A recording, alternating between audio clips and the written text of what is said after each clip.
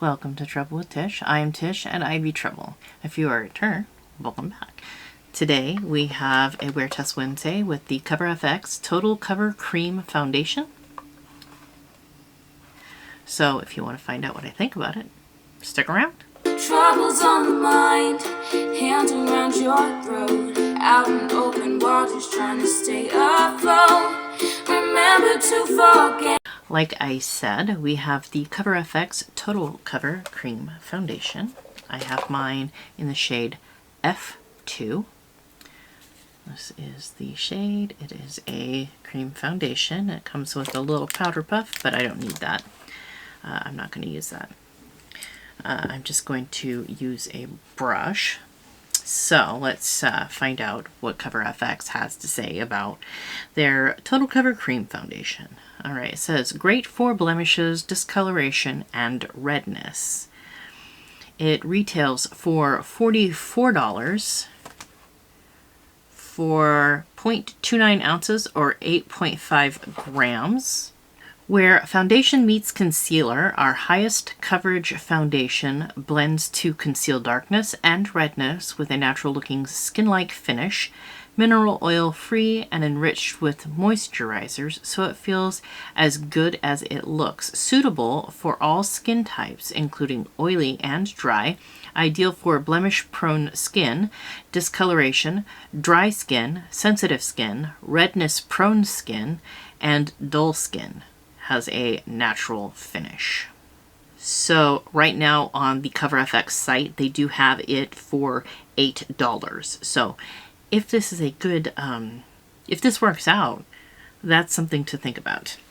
I will link it below. I am going to use the BK Beauty 101 foundation brush here, and we are going to see what we think about this. So. Alright, I have primed with the Skin Ink Serum Glow Filter. I am not really sure how I feel about that, but today we are worrying about foundation. So I'm just going to dab into the pan like that.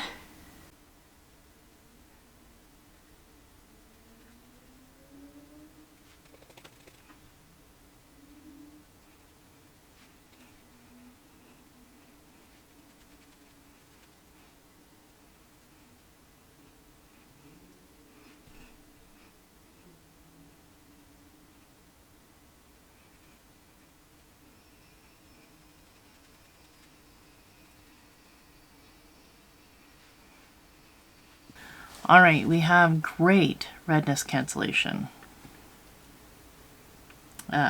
Especially on my nose here. It is very much sitting on top of my nose. But maybe we'll get a wet sponge and see if we can't pounce some of that like into the skin there.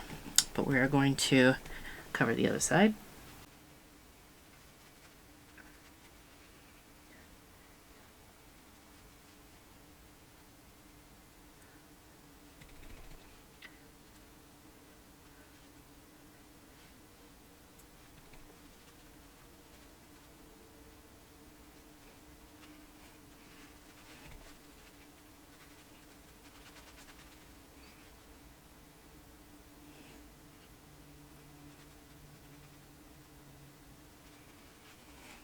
Alright, before I zoom you in, I am going to get a wet sponge or a damp sponge and see if I can't pounce some of this in, because it's not looking so hot.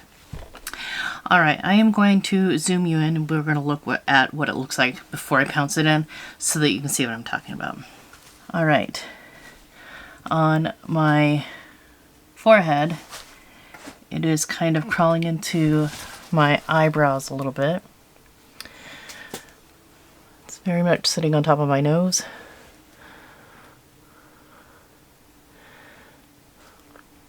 And on my chin. I'm going to pounce this out and see if I can't get it to settle back into my skin just a little bit, and we'll see. Alright, that did not help. That pushed it into my lines. I've got polka dot pores all along here and here, and it's not looking great. I'm going to apply the rest of my face. We'll see how that applies. But it's not looking like a good foundation day today. I'm going to be taking my kid to the doctor and I'm going to look crazy. very much so. So we're gonna keep our fingers crossed on both sides and hope this gets a little bit better. Otherwise I'm gonna be cake face at the doctor's. Not a good look. All right, let's go over the makeup really quickly. I used the Skin Ink Serum Glow Filter Primer. I used the ABH Cream Bronzer in Amber. I used this sample of Go by Glimmer Whipped Lip and Cheek Tint, and it is in the shade Blushed Rose Gold. I used the Moonslice Beauty. It's a little highlighter stick in Girly Pop. That is the shade. I used the Trace Loose Beauty eye primer.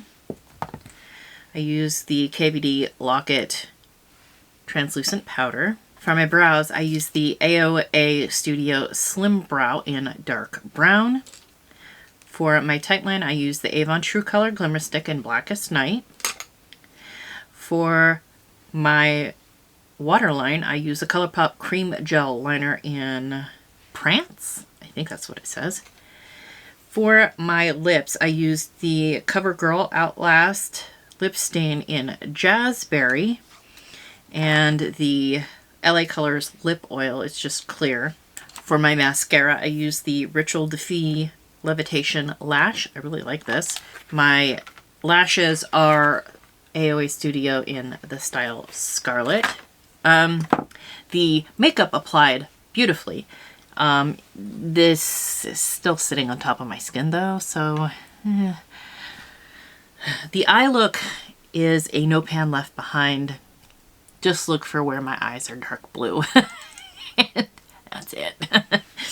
All right.